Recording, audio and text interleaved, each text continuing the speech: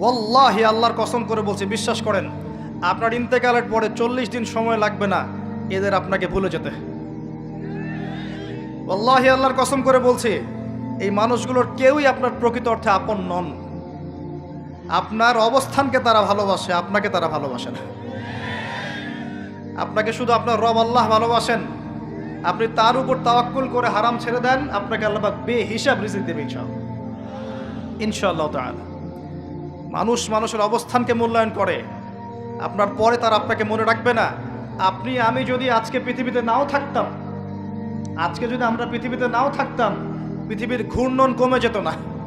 পৃথিবী ঘুরতই, রাত হতো, দিন আসতোই, আমাদের স্ত্রী সন্তানরা বেঁচে থাকতো, মা বোনরা বেঁচে থাকতো, সবাই যার যার জায়গায় ঠিকই থাকতো, আমরাই থাকতাম।